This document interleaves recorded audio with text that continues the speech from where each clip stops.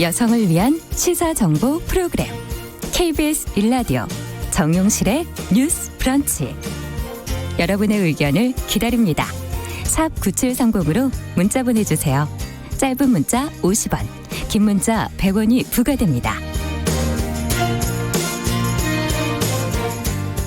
네, 문자와 KBS 라디오 콩 그리고 유튜브 라이브 들어오셔서 언제든지 의견 주시면 되겠고요. 그리고 놓치셨다면 유튜브 네이버 다음으로 정용실의 뉴스 브런치 치시면 언제든지 또 확인하실 수 있습니다. 지금 벌써 여상경님, 윤서영님, 소명, 아카시즈님, 허창행님, 3595번님 들어오셔서 인사 주셨고요. 요즘엔 유튜브 라이브로도 많은 분들이 들어오세요. PL2020님, 산속전원생활님, 정장수님 유튜브 통해서 보시니까 참 좋으시다고 처음 들어오셨다 그러는데 앞으로도 많이 들어와 주시기 바랍니다. 감사합니다. 자, 뉴스픽 기다리셨는데 문 열어보죠. 송문희 더공감 여성정치연구소 소장님 안녕하세요. 네, 안녕하세요. 전혜연 시사평론가 안녕하십니까. 안녕하세요. 네. 자, 오늘도 뉴스가 좀 많네요. 어제 그 문재인 대통령이 고용 연장 얘기를 하셨어요. 본격적으로 검토를 시작할 때가 됐다. 이와 더불어서 또 여성 얘기, 특수고용 노동자, 플랫폼 노동자 문제도 언급을 했는데 자세한 내용이 좀 궁금하네요. 전혜연 평론가께서 정리 좀 해 주시겠어요? 예, 이 고용 연장 얘기는 지난해 9월에도 한번 언급이 됐었습니다. 네. 그러니까 이른바 고용의 어떤 방식이라던가 정년 연장에 대해서 사회적인 논의가 좀 돼야 된다라는 논의가 그때도 한번 있었는데 문재인 대통령이 이번에 고용노동부를 비롯한 여러 부처의 업무 보고에서 다시 한번 이 문제를 거론하면서 관심이 모아지고 있습니다. 이 문 대통령의 발언을 그대로 전해 드리면 고용 연장에 대해서도 이제 본격적으로 검토를 시작할 때가 됐다고 생각한다 이렇게 강조를 했고요. 네. 또 올해 노인 일자리 사업이 더 확대되는데 이것이 어르신들께는 복지이자 더 늦게까지 사회활동에 참여하게 되는 것이다 이렇게 강조를 했습니다. 정년 연장은 워낙 국민들의 관심사이기 그렇죠. 때문에 오늘 아침 한 포털사이에서 검색어 1위에 올라 있더라고요. 굉장히 많은 관심사가 모여지는 부분이기 때문에 아마 더 큰 이제 뭐 관심이 몰릴 걸로 보고요. 이외에도 좀 뭐라고 해야 되죠? 네. 사각지대에 있는 부분에 대한 언급도 있었습니다. 이 대통령이 강조한 부분은 경력 단절 여성의 취업 지원을 강화하는 한 또 부모 모두 육아휴직을 할 수 있는 부분, 뭐 돌봄 확대 이런 부분을 또 강조했었고요. 또 사실 요즘 여러분들 그 앱 통해서 여러 가지 서비스 많이 이용하시잖아요. 네. 뭐 배달 앱, 대리운전 앱 그렇죠. 이런 곳에 근무하는 근로자들을 보통 플랫폼 노동자라고 하는데 이분들이 근로기준법상 보호받을 수 있는 부분이 굉장히 요즘 취약합니다. 그래서 문 대통령이 특수고용자 또 플랫폼 노동에 대한 사회 안정망 구축에도 각별한 관심을 가져달라 이렇게 또 강조하기도 했습니다. 네, 앞서 얘기하신 것처럼 정부가 지난해 9월에 재고용, 정년 연장, 정년 폐지 등 고용 연장 방식을 선택할 수 있게 하는 계속 고용제도 도입을 검토하겠다라고 했었는데 경영계에서는 지금 좀 부담을 느끼는 분위기인 것 같고 고령화 사회에서 또 고용 연장은 현실적으로는 또 이루어져야 되는 부분이 아닌가 하는 생각도 들기도 하고 앞으로 어떻게 이런 부분의 논의와 합의가 필요하다고 보시는지 두 분의 의견을 좀 듣고 싶네요. 그 문재인 대통령 발표하실 때 앞에 이제 플랜카드를 보니까 네. 더 좋은 일자리가 반등을 넘어 체감으로 이렇게 적혀 있더라고요. 참 일자리 문제가 지금 화두입니다. 심각합니다. 그렇죠. 이게 뭐 지금 지난해 청년 실업률이 체감 실업률이 23.7%라 그래요. 네. 그렇다면은 이제 지금 계속 고용 제도가 왜 문제가 되냐면 네. 100세 시대에 사실은 일할 수 있는 나이의 기준이 점점 높아지는 거는 당연한 추세죠. 네. 그런데 이것이 청년을 신규 교육하는 거하고 약간 제로섬처럼 돼버리면서 약간 세대 갈등의 여지가 있고 경영계에서는 또 어떻게 얘기를 하냐면 지금 정년 60세로 연장한 지 2년 됐는데 정도 됐죠. 예. 네. 이게 이제 지금 상태도 신규 채용이나 이런 것들이 경기도 많이 어려운데 제도적인 정비가 없이 또 추가로 정년을 바로 늘린다면은 임금의 부담이 많이 늘어난다. 네. 왜냐하면 지금 연공 서열형 임금 체계 아닙니까? 호봉제. 네. 나이가 들어서 근속 연수가 올라갈수록 높아지는 거 아니에요. 네. 그래서 사실은 2016년에 시행되는 정년 60세 법안이 시행될 때 임금 체계 개편도 같이 얘기를 했었어요. 임금 피크제를 공고한 거죠. 그러니까 임금 피크제라는 거는 정년까지 정년 늘린 만큼 계속 일을 하는 대신에 임금을 줄이는 거예요. 받던 임금의 네. 뭐 3분의 2나 절반 정도까지 줄이는 건데 이게 같이 수행이 됐어야 되는데 임금 체계 개편을 의무 규정이 아니라 권고 규정으로 하다 보니까 권고사항으로 하다 보니까 노사 간의 합의가 안 되면은 임금 피크제가 이제 성립이 안 되는 거예요. 그러다 보니까 기업 입장에서는 좀 부담을 느낄 수밖에 없고 실제로 정년 연장보다는 명예퇴직을 하는 경우가 더 많아지는 사례도 있었다. 예. 그래서 이런 부분에 대한 보완이 필요한 것이죠. 네. 그러니까 일본 같은 경우는 지금 65세가 정년이에요. 내년부터는 70세를 노력하겠다라는 걸 만들었어요. 그러니까 우리도 지금 사회가 고령화 추세, 고령 인구가 14.9% 거의 15%가 되고 있어요. 나이가 들어가고 있는 사회인데 일본의 이런 것들을 아마 따라갈 수밖에 없지 않겠나 싶은데 이 부분에 대해서는 한국의 임금 체계를 먼저 바꿔야 된다. 이게 선제가 되어야지만 정년 연장 논의도 불을 붙일 수 있을 것이다. 이렇게 생각합니다. 네, 보완이 필요하다. 어떻게 보십니까, 전혜연 평론가께서? 제가 작년 9월 이후에 가장 어려운 주제가 사실 이 주제가 아닐까 싶습니다. 공부를 좀 많이 해봤는데 도대체 왜 이런 논의가 자꾸 나올까 봤습니다. 첫 번째로는 노령화죠. 근데 노령화하면서 어떤 문제가 발생하냐면 우리나라 같은 경우에는 이른바 60세 전후로 소득 크레바스라는 말이 많이 나오거든요. 그렇죠. 국민연금을 받는 게 65세. 그렇죠. 뭐 65세인 경우도 있고 뭐 조기 연령화가 가능하지만 보통 60세 정년이라고 하지만 기업에서 그렇고 공공조직에서도 한 55세 정도에 퇴직하는 분들이 많아요. 네. 그런데 소득은 늘지 않는데 그러니까 돈은 없는데 쓸 일은 많고 이러다 보니 이 사람들이 빚을 얻어서 자영업을 하다가 망하고 이러다 보니 노령 어떤 빈곤층을 양산하는 문제가 계속 나오고 있고요. 네. 실제로 지난해 통계를 보면 60대 이상 고령자의 가계빚이 계속 늘고 있다라는 경고가 지금 나오고 예, 있습니다. 맞습니다. 그러니까 한국은행에서 제출한 자료를 보면 예를 들면 2017년부터 2019년 3분기까지 예. 60대 이상의 가계대출 증가율은 9.9%입니다. 근데 이게 굉장히 다른 세대에 비해서 높은 거고요. 그리고 이제 처분 가능 소득, 그러니까 그 대비 그런 금융부채 비율이 얼마냐? 212.6%. 그러니까 2배가 넘는다는 거죠. 이 말은 뭐냐? 고령층이 있는 집이 앞으로 가계부채 폭탄을 지금 안고 있다라는 겁니다. 예. 근데 우리나라가 뭐 수당도 하고 여러 가지도 제도를 도입했지만 사실 수당이라는 제도는 여러 가지 복지적인 제도이지 소득을 늘릴 수 있는 근본적 문제는 아니거든요. 그렇다 보니 어떤 고령층이 그냥 일을 하면서 본인의 소득을 조금이라도 갖고 움직이는 방안 그런 차원에서 이런 논의가 된 건데요. 다만 제가 좀 우려하는 부분은 뭐냐면 이것이 연금 체계 개편하고 또 같이 맞물려야 됩니다. 그러니까 연금을 언제까지 돈을 내야 받는다라는 기한이 있잖아요. 그렇죠. 근데 일할 수 있는 정년을 늘려준다면 연금을 받는 나이도 더 늘려야 된다라는 논의가 나올 수밖에 없거든요. 그러니까 이제 이 연령대에 있는 분들이 이걸 굉장히 좋아하지만 이 연령대가 아닌 젊은 사람들의 입장에서 보면은 우리 그럼 앞으로 연금 받으려면 몇 년을 더 넣어야 돼? 이런 또 의문이 나올 수 있거든요. 그러네요. 이런 부분도 좀 같이 해결해야 되는 문제이고요. 또 그런데 이제 또 이거 문제를 계속 미룰 수는 없다라고 제가 보는 부분이 대법원 판례에서 굉장히 의미 있는 판례가 하나 나서 제가 좀 소개를 해드리겠습니다. 예. 지난해 굉장히 주목받았던 판결인데요.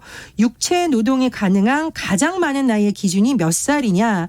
예전에는 60살, 60세로 봤거든요. 네. 이 판결에서는 65세로 상향을 했습니다. 그러니까 이것이 정년이라는 나이가 딱 정해져 있는 것이 아니라 시대적 상황이라든가 여러 가지 상황을 건강 고려해서 상태라든가. 그렇죠. 예. 바뀔 수도 있다. 이런 거를 이제 암시하는 거거든요. 그래서 굉장히 관심을 많이 받았고요. 근데 제가 재미있는 걸 조금 첨언해 드리면 그렇다면 프로야구 선수들의 이른바 가동 연하는 몇 세로 대법원이 판례를 내렸었을까요? 네, 글쎄요. 30대에서 40대? 40살, 40세, 예. 40살, 예. 40살로 봤었고요. 그러면 민요를 부르는 가수의 가동 연하는 그거는 한창 한 위일 것 같아요. 80세까지 갈 것 같아요. 60세입니다. 60세. 이게 이제 사회적으로 한참 때 아닌가요? 그렇습니다. 이제 어떤 직업을 가지고 있느냐. 프로야구 같은 예. 경우에는 과거 판결에서 40세라고 한 것은 이미 고등학교 때부터 몸을 혹사했기 때문에 이 정도까지는 이제 가동 연한을 봐줘야 된다. 그리고 이것이 왜 중요하냐면 60세냐 65세냐 또 민감한 문제는 어떤 보상을 해줄 때 예를 들면 근로자가 일하다가 다쳤을 때 이 사람이 일할 수 있었으니까 이 정도 기간을 산정해서 보상을 해주라고 판결이 그렇죠. 나오잖아요. 그러니까 사실 기업 입장에서는 고용뿐만 아니라 이 사람이 어떤 사고를 당했을 때 해줄 수 있는 보상 금액 이런 것도 굉장히 민감해질 수밖에 없거든요. 그래서 저는 이게 참 원론적이고 따분한 얘기 같지만 노사 문제야말로 네. 사회적 대타협을 하는 시도 논의가 굉장히 많이 되어야 된다고 봅니다. 왜냐하면 정부가 아무리 좋은 의지를 갖고 있어도 민간에서 고용을 안 하면 그건 어떻게 할 수가 없는 부분이거든요. 네. 그래서 기업에서 나오는 우려도 정부에서 우리가 뭐 좋은 취지라는데 기업은 따라와라 그것이 아니라 기업에서 왜 우러러가 나오는지 예. 그럼 정부 차원에서 국민들과 기업을 설득하기 위해서 어떤 부분을 할 것인지 네. 이런 부분도 좀 같이 맞물려 가야 된다고 그렇죠. 봅니다. 사실은 노사 얘기를 하니까요. 계속 고용제도도 물론 필요하고 중요한 일이지만은 근본적으로 지금 어떤 그 경제에 활력을 준다든지 민간 부분의 자율성을 높이려면은 네. 제가 늘 강조합니다만 노동시장의 유연성이 굉장히 중요하다. 그런데 왜 한국이 이게 잘 안 되는가 하면은 노동시장의 유연성이라는 거는 해고의 자유를 준다는 건데 그렇게 하고 나서는 말하자면은 실업 보상이 충분히 이루어져야 되는 거예요. 네. 그래야 되는데 아직까지 한국이 이런 고용 불안으로부터 자유롭지 못하고 사회보장제도나 실업보상이 많이 미흡하다. 그리고 무엇보다 노사 간의 파트너십이 굉장히 약해요. 다른 선진국에 비해서. 이를테면 협력적이지가 못한 거예요. 그래서 이런 부분에 갈등 비용이 많다. 그리고 국내 노동시장이 대기업, 정규직 그리고 노조가 있는 부분하고 중소기업 비정규직 노조가 없는 부분하고 굉장히 갈라져 있어요. 그래서 한쪽은 해고도 보호되고 임금도 높아요. 그런데 나머지 쪽은 그렇지가 못하다는 거죠. 이런 어떤 노동시장의 분자라도 문제도 굉장히 심각하다. 이 부분은 사실은 정부와 노사가 같이 힘을 합쳐서 해결해야 되는 부분이다. 이런 생각이 듭니다. 네. 그 예전에 저희가 모병제 얘기하지 않았습니까? 그렇죠. 그러니까 예. 뽑고 싶어도 뽑을 이제 사람이 없을 것이다라는 전제에 한 거니까 어떻게 보면 지금 정년 연장이라는 것도 이건 좋고 나쁘고의 문제가 아니라 고령화 시대에 있어서 생산 가능 연령, 생산 가능 인구를 늘려야 한다는 차원에서 또 일각에서 얘기가 나오거든요. 여러 가지 면에 있어서의 같이 좀 맞물려가는 제도가 필요하고 말씀드렸듯이 복지 체계와 일자리 문제는 뗄래야 뗄 수 없는 관계입니다. 그렇죠. 우리나라 노동자들이 해고당하면 죽기를 각오하고 투쟁하는 거 사람들이 의아해할 수 있잖아요. 왜냐하면 이 부분이 한 명의 가장이 실직을 하게 되면 온 가족이 빈곤층이 되기 때문이거든요. 그렇죠. 그래서 그런 문제도 좀 같이 생각해 봤으면 합니다. 그러니까 나이 들어서 돈이 없고 건강이 받쳐주지 않는 것만큼 슬픈 일이 없어요. 그래서 이 부분은 개인의 문제로 치부할 것이 아니라 사실은 국가가 같이 해야 되는데 네. 지금 그 고령 인구들이 비생산 활동 인구로 가는 거를 막기 위해서 정부가 어떤 걸 하냐면 이번 5월 1일부터 고령자 고용 촉진법에 따른 재취업 지원 서비스를 시작해요. 그러니까 일부 기업부터 의무화가 돼요. 그래서 이분들이 정년퇴직하고 나서 재취업을 할 수 있는 거를 기업이 도와주는 겁니다. 그래서 그런 식으로 아마 갈 것 같고요. 또 한 번 얘기하지만 임금 체계에 대해서 임금 피크제에 대해서 강력하게 폐지하자라는 논의도 나오고 있는데 사실은 저도 물론 중장년층입니다만 우리 중장년층이 급속한 어떤 경제 성장기에 물론 고생도 많이 했습니다만 또 많은 것도 누렸습니다. 네. 그래서 지금 이렇게 어려운 어떤 베이비붐 세대 청년들이 많이 어려운데 사실은 우리가 조금 더 양보하는 이런 모습을 보이는 것도 사회 상생이 되지 않을까 뭐 이런 생각이 듭니다. 제가 마지막으로 한 마디만 더 그러셔요. 붙여도 될까요? 근데 이제 세대 갈등 자꾸 얘기 나오는데 사실 현실적으로 존재할 수밖에 없는 문제이기도 합니다. 예, 일자리가 줄기 때문에. 가치관도 다르고 이념도 다른데 저는 젊은 층이 노년층을 공격한다고 해서 또 이 문제가 해결될 수가 없는데 일부 정치권에서 이걸 너무 또 이제 표를 얻는데 활용하는 거는 맞지 않다고 보고요. 왜냐하면 이런 문제를 풀라고 국회의원 뽑고 그렇죠. 정부에 힘을 실어주는 거거든요. 맞습니다. 그래서 자꾸 뭐 세대 갈등을 얘기하는 것보다는 정치권에서는 해결 방안을. 그렇죠. 예. 청년들이 이 문제를 해결할 수 없기 때문에 그 분노가 자꾸 뭐 여성에게 간다거나 노년층에게 가는 네. 거거든요. 그래서 정치권에서도 이 문제를 좀 심각하게 국가적 아젠다로 보고 이 문제야말로 여야가 머리를 맞대고 해결책을 내야 되는 과제라고 봅니다. 네, 지금 허창행 님도 어렵겠지만 아랫세대에게 떠넘기는 거는 불평등한 것이다라는 의견을 주시기도 했습니다. 자, 그러면 다음 뉴스로 좀 가보죠. 오늘 뉴스가 할 얘기들이 굉장히 많아요. 치매를 앓던 중에 아내를 살해한 혐의로 지금 재판에 넘겨져서 1심에서 실형을 선고받은 60대 노인이 지금 2심에서 형을 감경을 받았다 그럽니다. 치료적 사법 절차가 적용이 된다 이런 지금 보도 내용이 나왔는데 치료적 사법이라는 게 뭔지 판결 내용을 조금 더 구체적으로 들여다보고 싶거든요. 네. 송 소장님께서 좀 정리해 주세요. 참 너무 가슴 아픈 일입니다. 네. 이렇게 치매 노인이 아내를 살해한 거예요. 치매 상태에서. 그래서 1심에서 실형을 선고받았는데 네. 보니까 이분이 그러니까 정상적인 그 감옥에서 생활할 수가 없는 거죠. 본인이 죄를 지은 것도 인식을 못 하는 거예요. 그러니까 면회온 자식들에게 뭐라고 말하면 왜 엄마와 함께 오지 않았냐. 이야. 그러니까 예. 어떻게 보면 너무 참 가슴 아픈 일인데 이 노인에게 그러면 실형을 가하는 것이 의미가 있겠는가. 그래서 이제 항소심 법원에서 어떻게 했냐면 이례적으로 그 병원으로 갑니다. 이 노인이 이제 중간에 보석이 돼서 그 치매 병원에 있었는데 네. 거기에 가서 병원 안에 항소심 법정을 차린 겁니다. 거기서 이제 진술도 하게 하고 구형도 했는데요. 예. 실제로 이제 마지막 진술을 하라 그랬더니 이 치매 노인이 증상이 심해져서 말도 못하는 거예요. 최후 변론도 잘 못하는 거예요. 예. 그래서 항소심 재판부가 어떻게 얘기를 하냐면 사실은 법원이 어떤 개별 사건의 유무죄 판단만 내리고 처벌하고 그칠 수 있지만은 이런 경우는 법원이 치유적인 역할을 해야 된다. 그래서 어떻게 했냐. 징역 3년에 5년의 집행유예를 선고를 하면서 5년의 집행유예 동안에 보호관찰을 받는데 구치소가 아니라 치매 전문 병원에서 주거를 제한해서 계속 치료받아라.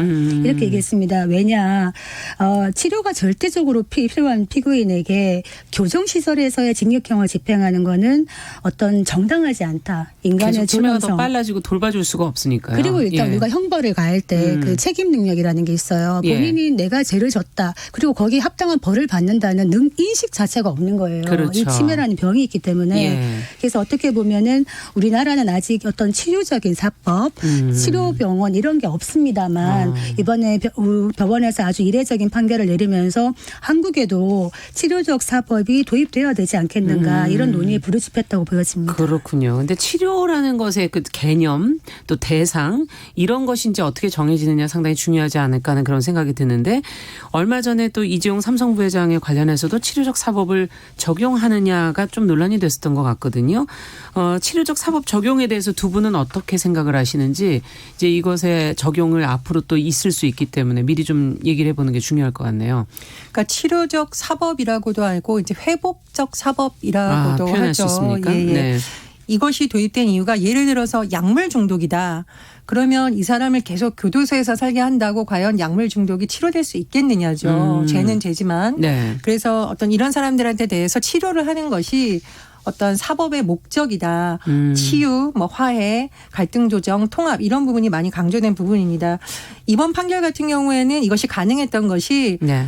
돌아가신 분의 자녀들이 피해자가 어머니 가해자는 아버지인 특수 상황에서 그렇죠. 자녀들이 아버지가 그렇게 가혹한 형벌을 받는 걸 원치 않았기 때문이거든요. 즉 가장 중요한 것은 피해자들이 여기에 동의할 수 있는가 저는 여부라고 생각을 합니다. 예를 들면 학교 폭력을 한번 들어보면 네. 가해자들이 진정으로 반성하고 피해자에게 사과하고 이랬을 경우에는 사실 대부분 양쪽 부모 간이나 학생들 간에 어느 정도의 합의안이 나오거든요. 그런데 이것을 그냥 가해자가 어린 학생이라고 돌봐주려는 쪽 또 가해자가 굉장히 재력이 있는 집안이라서 다수의 변호사를 통해서 법적으로 이것을 빠져나가려 했을 때는 굉장히 문제가 커집니다. 그렇죠. 그러니까 이것은 좀 또 사법적 어떤 치료의 목적에서 벗어나는 것이죠. 그래서 어떤 경우에 이런 것을 적용할지에 대한 좀 정밀한 검토가 필요하다고 보고요. 두 번째로 뭐 삼성 이재용 부회장의 어떤 재판 과정에서도 이것이 굉장히 논의가 됐었는데 사실 이 부분은 좀 논란이 있는 것이 뭐냐면 그러니까 과연 삼성 이재용 부회장이 피해자라고 볼 수 있냐는 늘 논쟁이 있는 것 같습니다. 그러니까 권력층에 의해서 어쩔 수 없이 뭐 내부를 제공했다 이런 주장도 나오는데 그 이후에 또 어떤 노력을 했는지도 양형 기준에서 봐야 되는 거거든요. 네. 진정으로 뭐 반성을 하고 이런 범죄를 재발하지 않기 위해서 어떤 노력을 하느냐. 그래서 사실 그때 우리가 다뤘던 준법감시위원회 발족도 그런 차원의 한 맥락이긴 한데 여러 가지 어떤 비판의 요지가 있습니다. 그래서 이것이 어떤 힘이 없는 어떤 가해자들을 위한 거 그리고 가해자 피해자가 어느 정도 협의해서 마음을 같이 치유할 수 있는 차원에서 진행되어야 되는 것이지 권력층이 어떤 법망을 피해가기 위해서 악용되는 것은 막아야 된다. 이런 것은 뭐 일부 국회의원들도 강력하게 주장하고 있습니다. 지금 미국 같은 경우에는 이런 치료 법원이나 문제 해결 법원이라는 걸, 그러니까 정신건강법원을 대부분의 주에서 운영을 하고 있어요. 판사, 검사, 뭐 전문가들, 지역사회가 다 같이 합심을 하는 겁니다. 네. 그래서 그런데 치료라는 말이 굉장히 대상이나 이게 모호할 수가 있어요. 예. 어떻게 운영하느냐에 달린 건데 정신장애 범죄, 약물, 알코올 중독, 가정폭력 사건 이런 데 국한하고 있어요. 그래서 만약에 이런 거를 뭐 권력형 범죄라든가 경제범죄에 뭐 치료형 사법 이런 거로 섣불리 도입을 한다 그러면은 사법권 남용이나 봐주기 논란에서 자유롭지 않을 수 있다. 제가 아까 말 못한 게 있는데 지금 치매 환자가 지난해 기준으로 75만 명이라 그래요. 네. 왜 치매 노인 돌보다가 우발적으로 살인하는 그런 경우도 있지만 거꾸로 그 치매 환자가 자신을 돌보는 가족을 또 이렇게 해치는 경우가 점점 증가하고 있다고 합니다. 예. 그래서 이런 경우는 사실은 대책이 필요한 거죠. 이거를 그렇죠. 온전히 가족의 돌봄 책임으로만 맡겨서는 안 되고 이런 부분을 사실은 함께 논의를 해야 되는 게 아닌가 싶고 좀 더 촘촘한 그 치료가 필요한 부분이라고 봅니다. 네. 앞으로도 참 정말 계속 문제가 될 수 있는 부분이라 저희 같이 고민해봤습니다. 정용실의 뉴스브런치 송문희도 공감 여성정치연구소장 전혜연 시사평론가와 함께 뉴스픽 진행하고 있는데요. 자, 이제 짧게 마지막 뉴스 하나 더 다뤄보죠. 더불어민주당 선거관리위원회가 4.15 총선 당내 경선에서 후보자 경력 표기할 때 전현직 대통령의 이름이 포함된 명칭을 사용하지 못하도록 했다고 하는데 6개월 이상 근무를 했을 때만 청와대 경력을 표기할 수 있도록 결정을 내렸거든요. 자, 이 결정을 두 분은 어떻게 보시는지.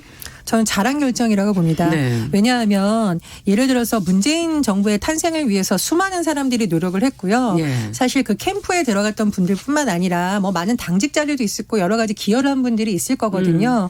그런데 유권자들 입장에서는 대통령의 이름이 딱 들어있는 명함을 보면 아, 이 사람이야말로 현 정부를 성공시킬 사람 이렇게 오해할 수가 있습니다.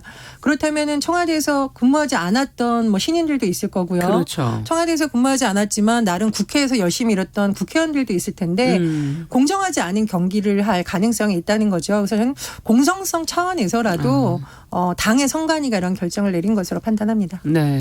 아주 참 잘한 결정이다. 이렇게 말씀드리고 싶은 게 청와대 경력에다가 6개월 이상 쓰면 경력은 쓸 수 있다고 하는데 전현직 대통령 이름을 쓴 경우에는 여론조사를 하면 한 예. 10%에서 20% 높게 나온다는 거예요. 아, 그렇군요. 그러니까 이거는 다른 예비 후보자들 사이에 불공정성 시비를 충분히 벌어올 수가 있는 거죠. 어제부터 더불어민주당이 이제 서울 지역의 예비 후보 면접 심사를 했어요. 예. 거기에서 이제 청와대 출신들 지금 대거 쏟아진 청와대 그러니까 출신들하고 여러 말이 좀 있었죠. 현역하고 이제 굉장한 치열한 신경전이 있는데 주로 청와대 출신들에게는 어떤 걸 묻냐면 지역구 핵심 의지를 제대로 파악하고 있는가 그렇죠. 이런 걸 묻죠. 그러면 현역 의원들은 자신의 그 지역구 기반과 활동 성과를 또 내세우는 거죠. 이게 아마 뭐 공천의 결과가 나오겠습니다마는 더불어민주당이 공천에 있어서 굉장히 지금 잘하고 있는 부분이 뭐냐면 청와대 출신들은 신인 경선 때 가점을 10%밖에 안 주겠다. 원래 정치 신인은 20%를 받아요. 그런데 10%만 주는 이유는 정부나 청와대에서 일한 바 있는 이른바 예. 중고 신인들. 이 중고 신인들이 일반 신인들과 똑같은 기준으로 하는 거는 부적절하다는 거죠. 그렇죠. 그래서 이 부분은 아주 잘하고 있다. 이런 생각이 듭니다. 네. 자, 오늘 뉴스 여기까지 듣겠습니다. 뉴스픽 전혜연 평론가, 송문희도 공감여성정치연구소장 두 분과 함께했습니다. 수고하셨습니다. 감사합니다. 자, 정용실의 뉴스 브런치 듣고 계신 지금 시각 10시 31분이고요. 라디오 정보센터 뉴스 듣고 오겠습니다. 중국 우한 교민과 가족들을 태운 3차 전세기가 오늘 아침 도착했습니다.